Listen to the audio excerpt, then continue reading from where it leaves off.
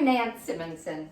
I decided to make some soups today, and I thought, well, I'll cook one, and I thought, now I'll cook two. I'm already making a mess of the kitchen. Why not make it worthwhile? Then I thought, maybe I'll do three because I had everything I needed to do three soups, so I'm going to. I'm going to do a lima bean stew, a Greek lima bean stew. It's Greek because it has oregano and rosemary and fennel and the flavors of Icaria, one of the blue zones. I'm going to do a red lentil chili that has a lot of red bell pepper in it and some sweetening from dates, and you'll hear more, well, you won't hear more about it. Just look for the recipe. I'm going to post it eventually because I'm going to film that one too. And then finally I'm doing a roasted cauliflower soup, and I've already roasted the cauliflower, and it includes lentils that are already cooked and some potato, and oh, it's going to be yummy. So watch for those. But in the meantime, this is my 8-quart Instapot, and I'm using it because I've doubled this recipe. Again, if I'm going to make a mess, I'm going to make it worthwhile. So because I was doing all three of these, I decided to chop all my onion in the Vidalia Wizard because I could put a piece of onion, whack it down. I can see how much I have in here. It was easy to do, and I need the onion for the other two soups. But first, I chopped a leek. Look how nicely and uniformly this is chopped. I cut the leek into pieces, cut it in half, and what I found though was that if I put the outer layer face up, it kind of got stuck and it was harder to chop, so I flipped it over with the more fine layers on top, and even that was a little hard, so I put it down on the ground and stomped on it. Whatever it takes. Okay, that's not much of a selling tool, is it? I'm not trying to sell it, I just happen to love that. Now I have my saute function on the Instapot because that's part of what I love about the Instapot. And yes, you can do this in a pan. You can do this in an 8-quart stock pot.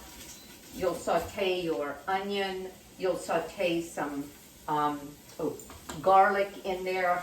I didn't show you that my pan, this is the leek in there, is dry. There's no oil in here because I don't use, well, what I eat is whole food, plant-based, and oils are processed, and if I'm going to eat the food, I'm going to eat the real food. Olive oil, give me olives.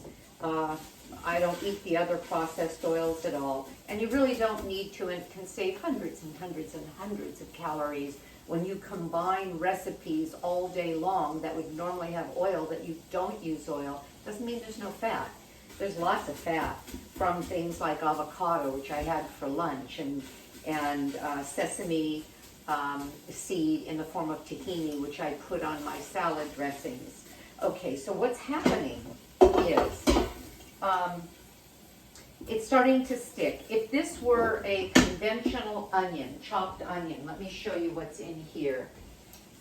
I'll just take the cutting blade off. Onion, I don't know if you can see how moist that is. Onion's quite moist. And when you saute it, dry saute it, I call it dry, and yet you add some broth so it doesn't stick, but not a lot. It browns more readily than, let's say, a leek. So I'm going to be taking more care of this leek, not to brown it. Use a little bit of my homemade stock. That's the other thing I did. I knew I was going to be doing all of this.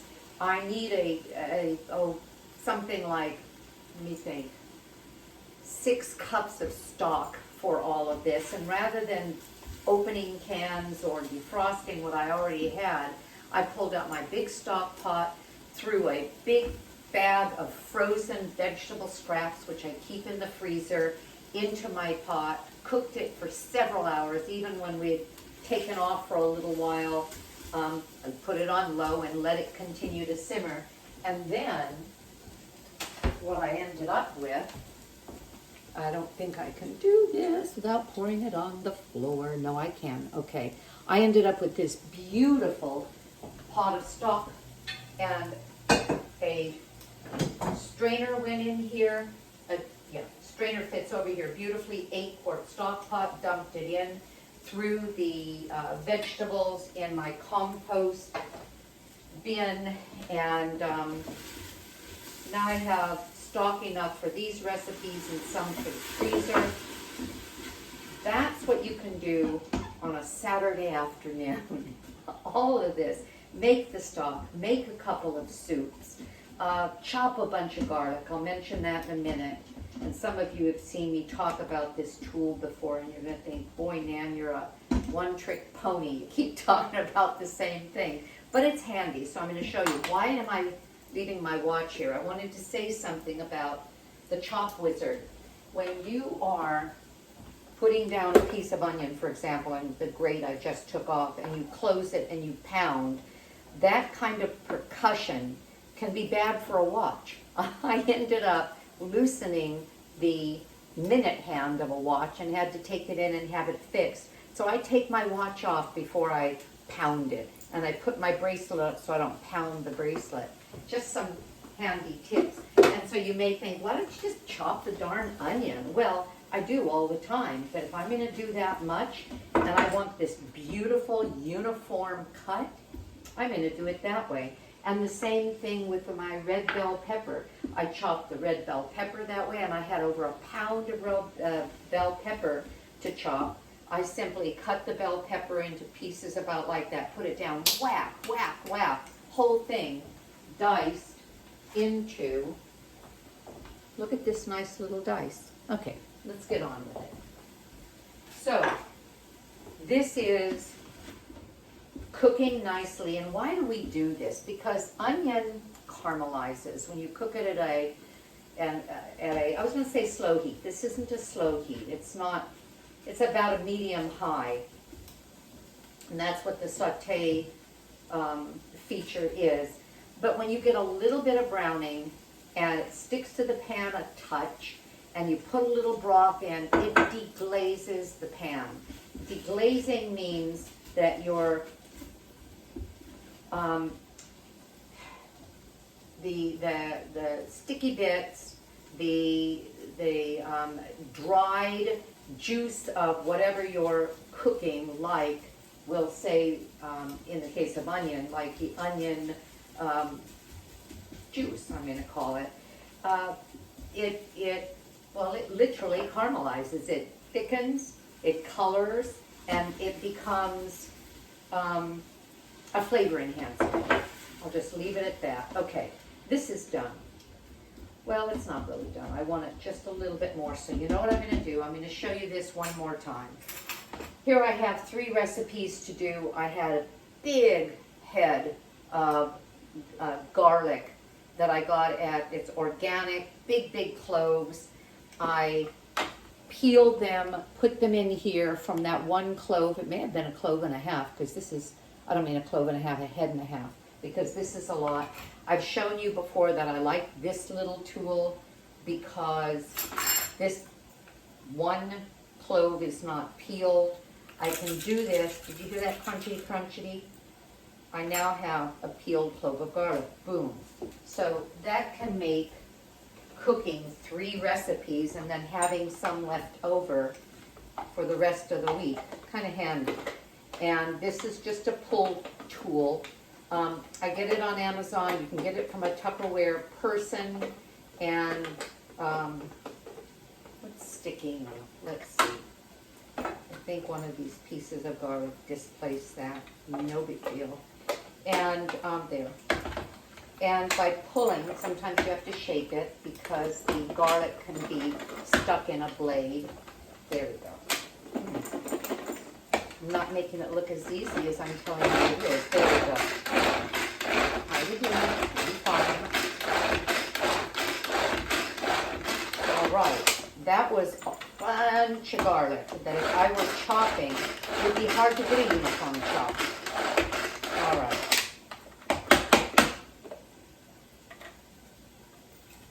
Push this down. I now have 16 cloves of uniformly chopped garlic, and I really like that. This is called a mini chopper, Tupperware mini chopper, something like that. It, Tupperware mini chopper, okay. And there we go. I have some nicely chopped garlic. Yes, you may have seen this before, and if I have this much to do, I figured if I'm gonna do it, I'll show you. In case somebody is on that hasn't seen that. All right, so I have, you can actually see how syrupy the juice of the leek becomes. Now this recipe called for 4 cloves of garlic that I've doubled it. So 3 cloves, sorry, I've measured this in the chop, and 1 clove is a teaspoon. So 3 cloves of garlic will be a tablespoon, but I need 4. So a tablespoon and a teaspoon, well, I'm doubling. So what I need is 8 cloves of garlic. So 1 tablespoon, 3, another tablespoon, 6. I'm Italian. Let's add another extra teaspoon and bring it up to 9. There. Now I have the garlic I need for my other recipes. And put the top on and let that sit. Okay. I put the garlic in later because garlic will burn. I'm going to add to this to kind of, I'm going to say almost toast the spices. Well, let me show you what I have. This is telling me that the saute function is off. Let me put it back on. Okay. See, I have browned, and you can see a little bit of that stick. Well, when I add the broth, it bubbles up. Okay. Now it's telling me it doesn't have its insides. It's a smart machine. Okay. Bringing it back up again. I'm going to add, I'm just checking to be sure that I'm doing this in the order that I want to. All right. I'm going to add some carrot. And the recipe that you're going to see with this is not doubled. And I am doubling it, as I said, because I want lots and lots of soup for this effort. All right, I added some carrot. I'm going to add red bell pepper.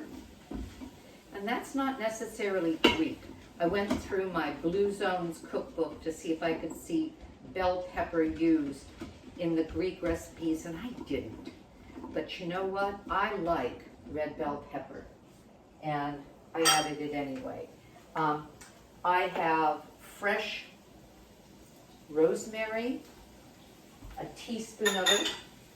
The recipe called for a half a teaspoon of dried.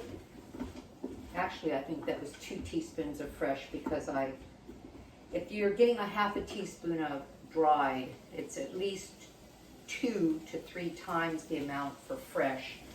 And I didn't want it to be too strong, so I just went with a little over double instead of going for triple. And I have oregano, but we're only using, where's my measuring spoon? Well, it doesn't matter.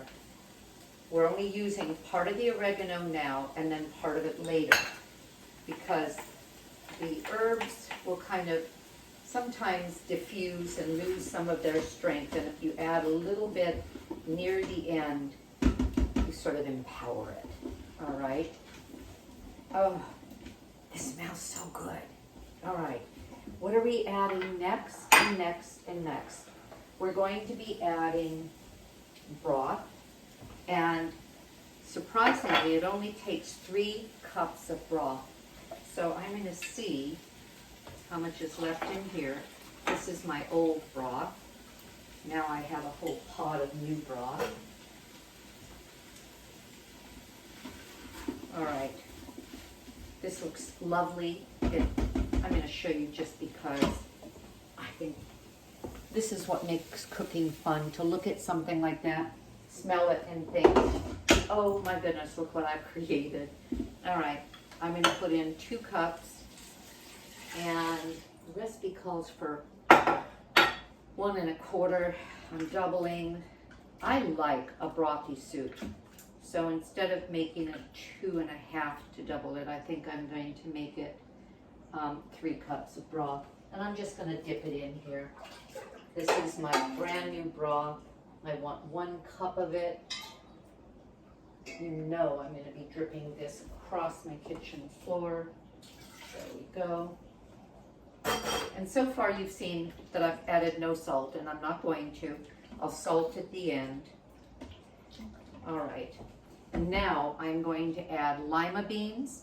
I put the recipe calls for baby lima beans. I like the toothsomeness of a big fat lima bean. I started with 2 cups of dried lima beans, and now I have what?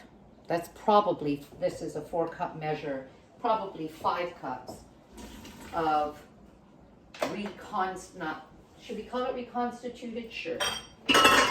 They were dried, now they're not. And as I'm talking, I'm making decisions here because I'm adding the beans, I'm adding fennel, very Greek. And I bought my fennel from Trader Joe's. 2 big bulbs of it are a few dollars. And you even get some of the fennel fronds. So I'm adding those, chopped those up. And I'm going to show you something. The way this was written, and I've made it before, and I amended it then, I'm going to amend it again. This is what I have, just beautiful, but I want a stew that has a lot of broth. I like to get a lot of broth in my soup. I'm leaving these ingredients, artichoke heart, some lemon, that'll be lemon zest, to add at the very end with some more of the oregano, but I'm going to add enough broth to cover the top of the beans.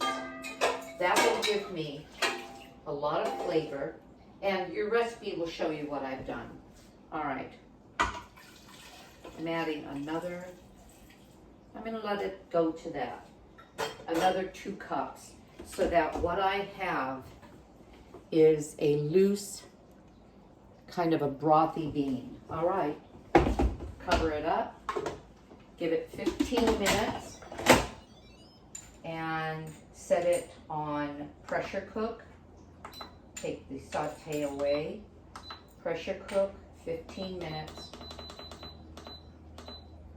and let it set. I'll be back with you, and I'll show you the finishing of this dish. What's fun is I'm going to move it aside, and I'm going to start with my next soup. Hello, be back. I'm back. All right, I'm going to release the pressure. It's been 26 minutes, a natural release, and that's what I was going for. It takes anywhere from 20 to 30, and actually if there's a lot of pressure in, it takes longer than that. And sometimes it's a good idea to let it do that to get that extra bit of cooking time, but I want this thing to move on, and I wanted to show you, I have something else started here. I have my red lentil chili that's going. I have my cauliflower lentil soup that I'm going to be working on over here, so I'm just trying to move things along. So as soon as this stops, we'll open it up, and what I'm going to be stirring in is artichoke heart that I drained, rinsed. These were just individual artichoke hearts, a can full of them, and I cut them into little quarters instead of leaving them whole. And this gives, and we're not cooking it, I could have used frozen, and I could have thrown the frozen in, but I would still want to have made them smaller bits. I'm not saying that very well, am I? And I have grated, if you're not familiar with a zester, I've zested the skin of 1 lemon. The zester goes just deep enough to get the very top of the peel and not get into that more bitter pith. And this is going to add a fresh flavor. To beans, when you add an acid like lemon or even a vinegar and sometimes a balsamic vinegar, it brings it up a notch. I also decided I wanted some fresh tomato in there that is very Greek, and I'm going to let that cook a bit, and I'll show you what I mean by that. This is almost finished. Are you done? Are you finished? Not quite. There's a little protrusion that comes up. In this case, this one is red, and the other pot, it's a different mechanism. They change as they go along, the Instant Pot does. I have salt and pepper out, and I'm not going to salt and pepper. I'm going to taste it first before I do that. I try to use as little salt as I can, plenty of pepper, but as little salt as I can. And for some of you, you don't want to use any if you're working on reducing cardiovascular risk and you have been told by your doctor to do that. So, oh boy, I get to open, I can't wait. Yay. All right. So what I have here, and I'm going to bring the spoon. Oh, this is so pretty. I'm going to bring you over. I did this in the last recipe, and it's a little disconcerting to you, I think. I should have a second camera, but I don't. There we go. All right, there's the stew. I'm going to add the artichoke heart. This is dinner tonight, by the way. I'm going to add some fresh, beautiful summer tomatoes. It's November here in Southern California. It's November, oh gosh, 13th, and it was 91 degrees here today. I'm adding the last of the oregano, and I'm going to kind of break it up. Get those, the aromatic oils released. Look at that. And I'm going to add now the lemon zest. Really fired it up with that. I'm going to add pepper.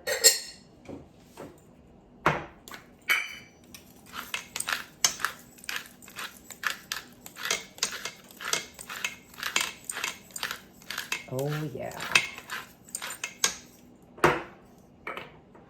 I'll add salt later after I decide whether or not I want to. Some of you who are used to salt, used to processed food, used to, I'm going to say the standard American diet would feel just bereft without salt in your food. But you can train your palate to love the real flavors of food. Okay, let's see if I can do this without burning the roof of my mouth off. Oh my gosh. People, that's good. We're gonna put some salt in it. I'm gonna start with, I'll start with a half a teaspoon. See if that's enough. If it's not, I'll go to 3/4 of a teaspoon. But back to this, I'm going to put the cover on for a few minutes and let that tomato, I'm going to say cook somewhat. It won't really cook, but there. You can see this little, oh, I don't know that you saw it, even showed that there was enough heat that it even raised the pressure for a second. Well, that's it for me. You know, no, yes, I will, in the video, I'll show you the plated bowl and the way I'm going to serve it. I like to do that, and it will, not in the video, but it will be at the end of the video, and you'll see a photo. I hope that you enjoyed this. I hope you